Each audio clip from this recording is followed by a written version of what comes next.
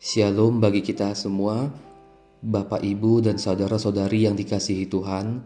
Kita kembali bertemu melalui renungan harian hari ini. Oleh sebab itu, marilah kita mempersiapkan hati kita untuk menerima firman Tuhan. Kita berdoa.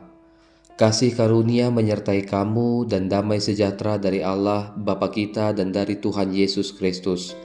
Amin. Saudara-saudari yang dikasihi Tuhan Yesus, semoga kita dalam keadaan sehat selalu. Firman Tuhan bagi kita pada hari ini sesuai dengan ayat harian di Almanak HKBP, tertulis di kitab Daniel pasal 4 ayat yang ke-32. Saya akan bacakan bagi kita. Engkau akan dihalau dari antara manusia, dan tempat tinggalmu akan ada di antara binatang-binatang di padang. Kepadamu akan diberi makan rumput seperti lembu. Demikianlah akan berlaku atasmu sampai 7 masa berlalu, hingga engkau mengakui bahwa Yang Maha Tinggi berkuasa atas kerajaan manusia dan memberikannya kepada siapa yang dikehendakinya. Demikianlah pembacaan firman Tuhan. Saudara-saudari yang dikasihi Tuhan Yesus, masih ingatkah kita siapa Daniel di Alkitab? Mungkin yang paling terkenal dari kisah hidup Daniel adalah ketika Daniel diselamatkan Allah, walaupun dia pada saat itu dimasukkan ke gua singa.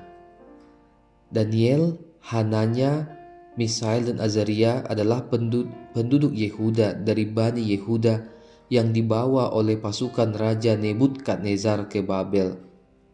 Hal itu terjadi setelah Raja Babel, yaitu Nebukadnezar, mengepung kota Yerusalem atau Yehuda yang pada awalnya dipimpin oleh Raja Yoyakim. Raja Nebukadnezar kemudian memerintahkan Aspenas, kepala istananya, untuk membawa beberapa orang Israel yang berasal dari keturunan raja dan kaum bangsawan, termasuk di dalamnya Daniel dan ketiga temannya. Lalu pemimpin pegawai istana memberi nama lain bagi mereka. Daniel dinamai Beltsazar, Hananya dinamai Sadrak, Misael dinamai Mesak, dan Azaria dinamai Abednego. Saudara-saudari yang dikasihi Tuhan Yesus, suatu ketika Raja Nebukadnezar bermimpi dan hatinya gelisah dan tidak dapat tidur. Namun tidak satupun yang mampu menafsirkan mimpi itu, kecuali Daniel sendiri.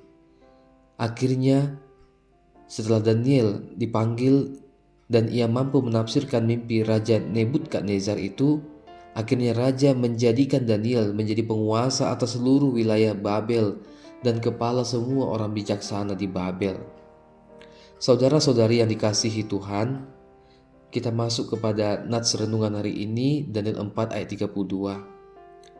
Ini adalah suara dari langit ketika Daniel bertemu dengan Nebukadnezar di teras istana. Suara dari langit itu mau mengatakan kepada Raja Nebukadnezar bahwa kerajaan itu telah beralih darinya. Hal itu terjadi karena selama ini Raja Nebukadnezar itu hidup dalam kesombongan, melakukan ketidakadilan, kesemena-menaan, dan penindasan selama ia menjadi raja. Dan memang benar apa yang dikatakan dalam nats Daniel 4 ayat 32 hari ini yang menjadi nats kita. Itu terjadi di mana Nebukadnezar dihalau dari antara manusia dan tempat tinggalnya di antara binatang-binatang di padang, dan dia akan diberi makan rumput seperti lembu. Tetapi setelah hukuman itu terjadi, hukuman dari Allah, Raja Nebukadnezar akhirnya memuji, meninggikan, dan memuliakan Raja Surga, yaitu Tuhan Allah. Sebab segala perbuatan Tuhan adalah benar dan jalan-jalannya adil, dan ia sanggup merendahkan mereka yang berlaku congkak. Seperti yang dalam Daniel pasal 4 ayat 37, jadi sekarang aku Nebukadnezar memuji, meninggikan, dan memuliakan Raja Surga, sebab segala perbuatannya benar dan jalan-jalannya adil, dan ia sanggup merendahkan mereka yang berlaku congkak. Saudara-saudari yang dikasihi Tuhan, Raja Nebukadnezar yang awalnya tinggi hati sombong, akhirnya ia tersadar dan mengakui kemahakuasaan Tuhan, dan ia merendahkan dirinya di hadapan Tuhan, setelah hukuman itu terjadi kepada dia. Lalu bagaimana dengan kita? Firman Tuhan mau mengatakan kepada kita bahwa Tuhan tidak berkenan kepada orang yang tinggi hati, kepada orang yang sombong, kepada orang yang congkak, kepada orang yang melakukan penindasan, kepada orang yang melakukan ketidakadilan. Tuhan tidak berkenan kepada orang yang sombong, seperti halnya Goliat. Dan Tuhan tidak berkenan kepada Raja Nebukadnezar yang melakukan ketidakadilan seketika ia menjadi raja. Oleh karena itu, saudara-saudari, jangan sampai kuasa, jabatan, harta, uang, apapun yang kita miliki, apapun yang kita capai, membuat kita sewenang-wenang kepada orang lemah, berbuat ketidakadilan, melakukan korupsi, kolusi, dan nepotisme, apalagi mengambil hak orang lain. Firman Tuhan hari ini mengingatkan kepada kita, mari menjadi pribadi yang rendah hati dan takut akan Tuhan. Lihatlah Raja Nebukadnezar itu, ia menerima hukuman dari Tuhan. Tetapi pada akhirnya dia menyadari bahwa dia tidak ada apa-apanya di hadapan Tuhan. Sehingga ia memuji, meninggikan dan memuliakan Tuhan, Raja di atas segala raja. Oleh karena itu saudara-saudari, kita mau menjadi orang yang rendah hati seperti Daniel, orang yang takut akan Tuhan seperti Daniel. Roh Tuhan diam di atasnya. Demikian dengan kita, biarlah roh Tuhan yang menguasai hati, pikiran kita. Biarlah kita menjadi berkat bagi orang lain. Apapun yang telah kita terima daripada Tuhan, itu adalah sementara. Biarlah kita pakai apa yang kita terima daripada Tuhan menjadi berkat bagi orang lain.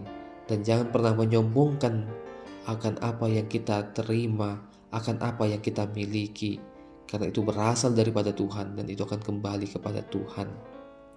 Tuhan Yesus memampukan kita melakukan firman-Nya. Amin. Kita berdoa. Bapa kami yang bertata di sorga, terima kasih.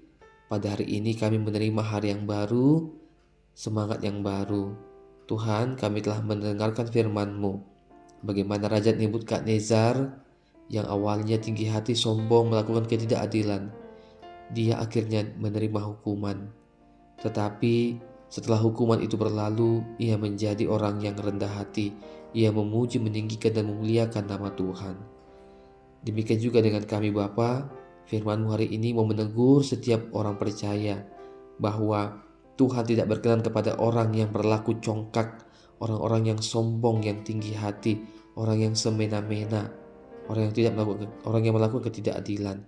Biarlah kami Bapa, dengan apa yang kami miliki, jabatan, harta, kuasa, itu dapat kami pakai untuk menjadi berkat bagi orang lain. Ajarlah kami Bapa menjadi orang yang rendah hati, orang yang takut akan Engkau. Bapa, ketika kami akan memulai atau melanjutkan aktivitas kami hari ini, berikan kami kekuatan, semangat yang baru. Engkaulah Tuhan menyertai kami, Engkau berikan pertolongan kepada kami, Engkau berikan hikmat bagi kami dalam menjalankan setiap aktivitas dan pekerjaan kami. Bapa, kami adalah manusia yang penuh dengan dosa. Ampuni kami atas segala dosa kami. Di dalam Putra-Mu Yesus kami berdoa dan bersyukur. Kasih karunia Tuhan Yesus Kristus dan kasih Allah dan persekutuan Roh Kudus kiranya menyertai kamu sekalian. Amin.